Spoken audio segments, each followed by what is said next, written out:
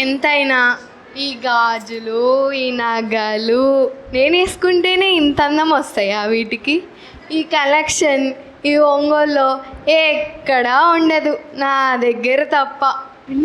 చెప్పు బుడ్డా, నీకోటి తెలుసా? మన ఇంటి పక్కన వాళ్ళు డూప్లెక్స్ ఇల్లు కొన్నారంట, ఇంటి ఎదురోళ్ళు బెంజ్ కారు కొన్నారంట. బెంజ్ కారు కొన్నారా?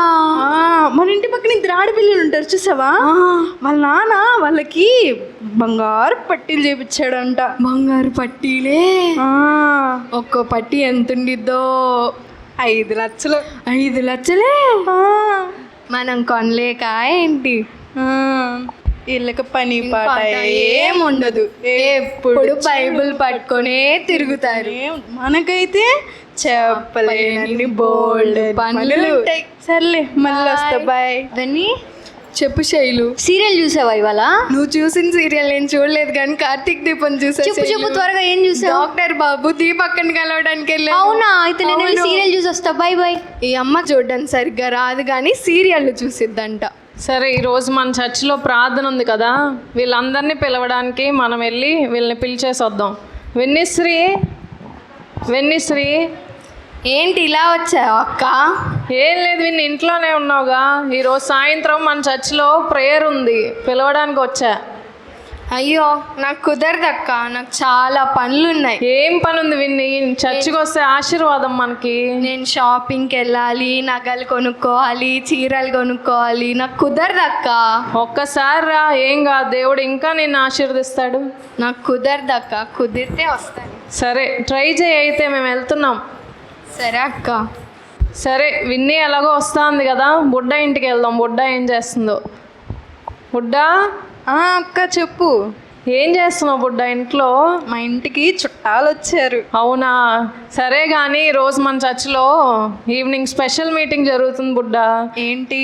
యేసుప్రభు మీటింగా? యేసుప్రభే మా ఇంట్లో ఉన్నాడు, దేవదూతలందరూ మా ఇంటి చుట్టూ తిరుగుతూ ఉంటారు, నేనెందుకు? అవునా? అయినా కూడా నువ్వు వస్తే ఇంకా దేవుడిని మీ ఇంట్లోనే ఉంటాడు. అమ్మో నేను రాను, మా చుట్టాలందరికీ నేను కొనుక్కున్నాయన్నీ చూపించాలి. సరే బుడ్డ, ఎలాగో టైం చూసుకొని రా. సరే, ఇంతలో బతిలాడుతున్నాగా, వస్తలే. సరేలే. సరే, శైలుని కూడా పిలుద్దాం. శైలు, ఏం శైలు అంత నీరసంగా ఉన్నావు? ఏంటక్క ఇలా వచ్చావు? ఏం లేదు, మన చర్చిలో మీటింగ్ కదా, పిలుద్దాం అని వచ్చాం. ఏమైంది? నాకు హెల్త్ బాగాలేదక్క, నేను పడుకోవాలి, నేను రాను. అవునా? ఏమైంది నీకు? నాకు కళ్ళు తిరుగుతున్నాయి అక్క, జ్వరం నాకు. అవునా? దేవుడు స్వస్థపరుస్తాడు శైలు, చర్చికి రా. నేను రెస్ట్ తీసుకోవాలక్క, నా వల్ల కాదు. అయ్యో, ఏం శైలు ఇలా అంటావు? దేవుడు మనకి స్వస్థత ఇస్తాడు, నీకు ఇంకా అధికమైన శక్తి ఇస్తాడు. రా చర్చికి సాయంత్రం ఎలాగోలా. సర్లే, అన్నీ ప్రయత్నించే కదా, ఈ ఒక్కటి కూడా ప్రయత్నిస్తాలే. వస్తాలే అక్కపు. ఏంటో వీళ్ళు ఎంత బ్రతిమలాడినా రానే రారు. సరే చూద్దాం, వస్తారో రారో. చెప్పు విన్ని. బుడ్డా చెప్పు విన్ని. అక్క నిన్ను ప్రార్థనకి పిలిచిందా? నన్ను పిలిచింది, నిన్ను కూడా పిలిచిందా? పిలిచింది. ఎంతసేపు బ్రతిలాడిందో, నేను షాపింగ్కి వెళ్ళాలి, నాకు కుదరదు అని చెప్పిన. మా ఇంటికి కూడా చుట్టాలు వచ్చారని చెప్పా, కానీ రమ్మంది. సర్లే, ఏముంది, తినేటానికి వెళ్దాం, తినేసి వద్దాం. అటక మీద బైబుల్ ఉంటాయి, దుమ్ము దులుపుకొని వెళ్దాం. సరే. ఏంటి బైబిల్ అంటున్నారు? మిమ్మల్ని కూడా పిలిచిందా అక్క? పిలిచింది. నన్ను అయితే ఎంతసేపు బ్రతిమలాడిందో, నేను షాపింగ్కి వెళ్ళాలని చెప్పినా కూడా రారా అనింది. మా ఇంటికి కూడా చుట్టాలు వచ్చారన్న రమ్మని చాలా బతిమిలాడింది. నేను కూడా బాగాలేదు, పడుకుంటానన్నా కూడా చాలా బతిలాడింది. ఇంకా రాక తప్పక వస్తున్నా.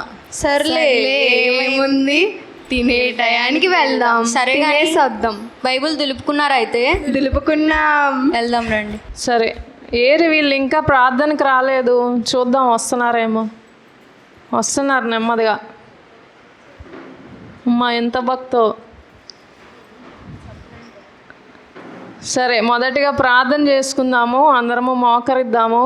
దేవుడి రోజు మీ అందరితో మాట్లాడాలని మనం ప్రార్థన చేద్దాం. మీ లోకంలో ఉన్నవన్నీ విడిచిపెట్టి దేవునితో మాట్లాడండి. దేవుని కొరకు, దేవుడు మీ కొరకు ఏమనుకుంటున్నాడో మీతో మాట్లాడాలని ఒకసారి దేవుణ్ణి అడగండి ప్రతి ఒక్కరు.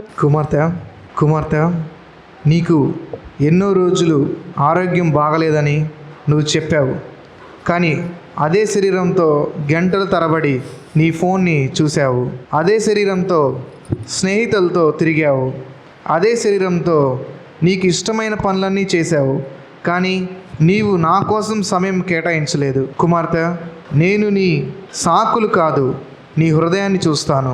ఏంటి నాతో ఎవరో మాట్లాడుతున్నట్టుంది? బుడ్డా బుడ్డా, ఎందుకు నీకేమైనా స్వరం వినిపిస్తుందా? నాకేం వినిపిట్లా.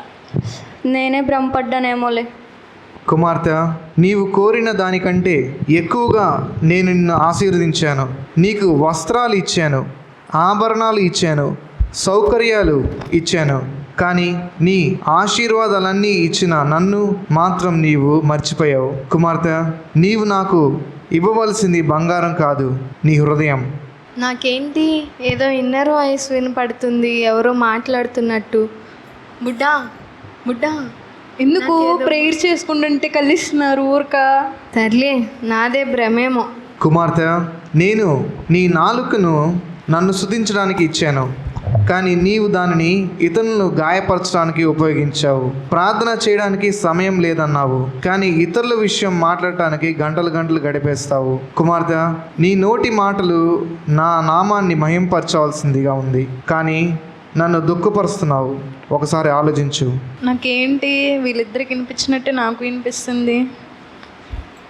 మీ ఇద్దరికి ఏమన్నా వినిపించిందా? అవును, నేను నుంచి అదేగా చెప్తున్నాం. నువ్వే వినిపించుకోవట్లేదు. అవునా? సరే, ఏమైంది అక్కని అడుగుదాం పదండి. అక్క అక్క, మేము ప్రేయర్ చేస్తుంటే మాతో ఏదో స్వరం వినపడినట్లు ముగ్గురికి ఒకేలా అనిపిస్తుంది అక్క. అవునా, నిజంగా విన్నారా? నిజంగా విన్నామక్క. అవును. అయితే పరిశుద్ధాత్మ దేవుడు మనం ప్రార్థన చేస్తూ ఉన్నప్పుడు మనతో మాట్లాడుతూ ఉంటాడు, మనల్ని కదిలిస్తూ ఉంటాడు, మనల్ని ప్రేరేపిస్తూ ఉంటాడు. ఈరోజు దేవుడు మీతో నిజంగా మాట్లాడారని మీరు నమ్ముతున్నారా? నమ్ముతున్నాం అక్క. మేము ఎన్నోసార్లు నేను చర్చికి రావడానికి నాకు ఆరోగ్యం బాగాలేదు, బాగున్నా కూడా నేను అబద్ధాలు చెప్తూ ఉండేదాన్ని. కానీ దేవుడు నన్ను ఇంత స్వస్థపరిచాడు. ఇక నుంచి నేను ఎలాంటి సాకులు చెప్పకుండా ప్రేయర్కి వస్తాను అక్క. నేను ఈ లోకం మోజులో బంగారం, పిచ్చి, షాపింగ్ అంటూ ఈ లోకపరంగా తిరిగానక్క. కానీ ఇప్పటి నుండి దేవుడిలో నడుస్తాను.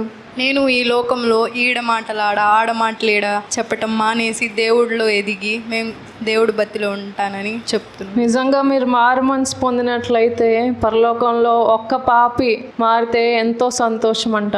సో దేవునికే మహిమ కలుగును గాక. ఆమేన్.